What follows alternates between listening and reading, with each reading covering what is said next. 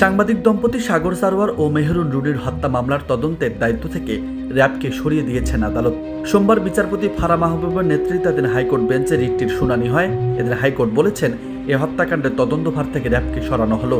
এটি পাঠানো হয়েছে স্বরাষ্ট্র মন্ত্রণালয়ে। বিভিন্ন সংস্থার অভিজ্ঞ যোগ্যতা সম্পন্ন ব্যক্তিদের সমন্বয়ে গঠিত টাস্কফোর্সের মাধ্যমে তদন্ত করাতে পারবে সরকার। সকালে সাংবাদিক দম্পতি সাগর ও রুনি হত্যার মামলা তদন্তের দায়িত্ব থেকে র্যাবকে সরিয়ে দিতে আবেদন করে রাষ্ট্রপক্ষ।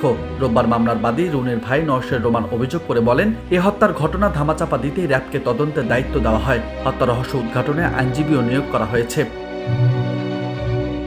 সাগর রুনি হত্যার পর কেটে গেছে এক যুগেরও বেশি সময়, কিন্তু এই হত্যার রহস্যের কোনো কুলকিনারা করতে পারেনি কোনো সংস্থাই। পুলিশ সিআইডির একের পর এক হাত ঘুরে মামলার তদন্তভার র্যাবের কাছে গেলেও নেই কোনো অগ্রগতি। 113 বার পিছিয়েছে তদন্ত প্রতিবেদন দাখিলের সময়। গত 5 আগস্ট রাজনৈতিক পট পরিবর্তনের পর আশার আলো দেখতে শুরু করেছেন মামলার বাদী রুনির ভাই নওশের নোমান। নিয়োগ দিয়েছেন আইনজীবীও। নতুন নিয়োগ পাওয়া আইনজীবী শিশির মনির জানান, আন্তরিকভাবে কাজ করলে এতদিনে বের হয়ে আসতো হত্যা রহস্য। তদন্তভার পিবিআইকে দিতে আদালতে আবেদন করা হবে।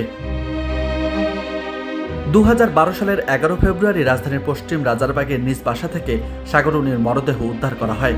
সবশেষ তদন্তে বাসা থেকে অজ্ঞাত 2 ব্যক্তির ডিএনএ আলামত মিললেও শনাক্ত করা যায়নি খুনিদের।